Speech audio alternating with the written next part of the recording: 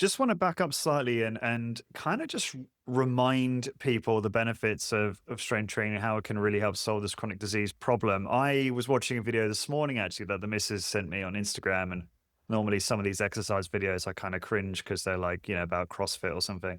Um, but there was a snippet at the end of this one, which was really strong reminder. It was some woman who's part of I can't remember, part of some kind of organization in Ireland. And she was just kind of reminding everyone or educating the audience on the importance of exercise. And she just listed off a bunch of stats. She said 40% decrease in all-cause mortality, 40% decrease in cancers. I know some of this is generalist because that's more nuanced. 45% decrease in cardiac arrests. And, obviously with an aging population, it's just extremely important that more people engage in strength training. And I was like, God, yeah, obviously I know these things, but we need to be reminded more than we need to be taught. Can you, I don't know whether you disagree with any of those data points, but can you, because I feel like you probably have a lot of that already, like that information retained. Can you give us like an overview of like all the ways in which, or the most effective ways in which you see strength training really helping solve this chronic disease problem, just to remind our colleagues the benefits that their protocol, their intervention can provide? Yeah. Okay, so let me take a slightly different approach to this. Knowing that most of the people listening to this will be business owners of some sort and practitioners that I'll be chatting to clients. Like, I think discussing it at a population level is really interesting.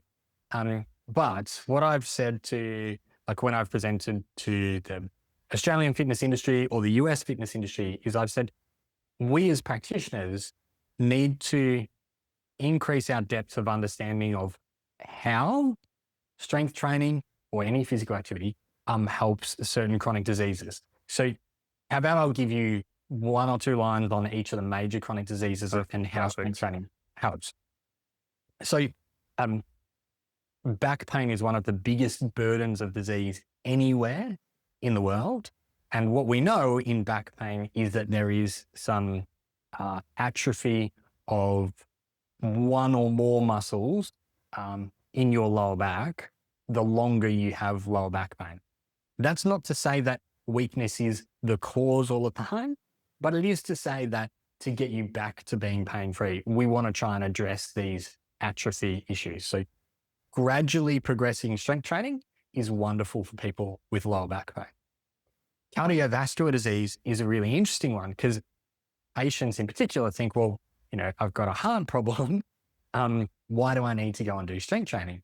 And what happens there is when you do strength training, your muscles become more efficient at being able to produce energy and extract oxygen from your blood vessels as it circulates around your body, which is why if you participate in strength training for a couple of months with hypertension, then both your systolic and your diastolic blood pressure will come down a couple of points, average between 4 and 6 points, because it's decreasing the afterload on your heart. When we talk about osteoporosis, so osteoporosis is a loss of bone mineral density, more common in women, but associated with aging. And the best way, bone is a really active tissue. So the best way to stimulate bone to turn over is to load it. And you can either load it slowly, which is where strength training is wonderful, or you can load it really quickly by jumping. Obviously, the quicker you do it, the more risks are associated because you can overload quickly. So strength training is a great way to safely build your bone mineral density.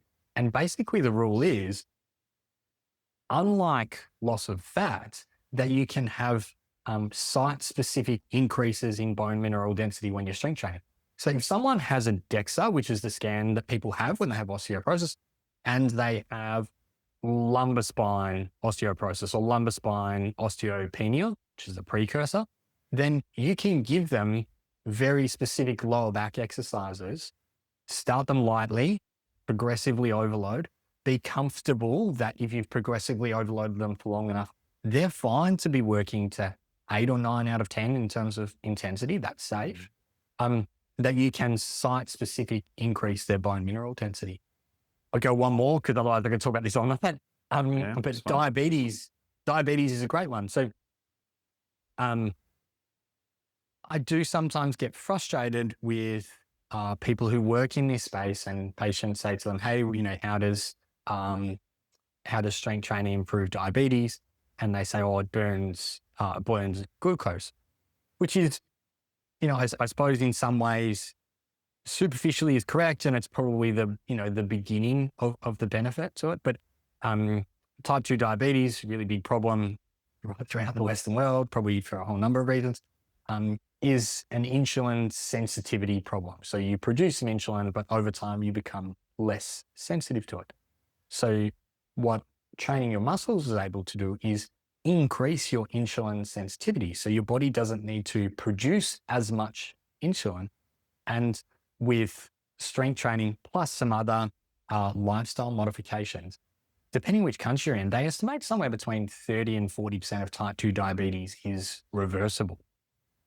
Not treatable, but literally reversible. Like you can take someone with diabetes, give them strength training plus some other lifestyle modifications, and then down the track, they don't have it. Like it just ceases to exist. Interesting. And that's what I really want to highlight is strength training is so powerful because it can treat, prevent, and reverse some of these conditions. Now, is it a silver bullet? Does it do it for everyone? Is it the only thing that you do? Absolutely not. But it's definitely part of the picture. And if you had have spoken to the medical profession 10 years ago, so much advice would have been, oh, just go for a walk. Or, if you're good at walking, go for a ride. And that's not the case anymore. Like, we would, at Keys Australia, we would receive in excess of 8,000 medical referrals a year. And that's public knowledge from medical professionals because of their increasing awareness of the benefits of strength training. Amazing. So that now I could keep going on about all these other chronic things, but I think as a bare minimum, if you are a practitioner working with people in this population, that's the bare minimum that you need to know about those diseases. Yeah, obviously there's so much more. You touched on cognitive health. We haven't even really spoke about like muscle mass and strength.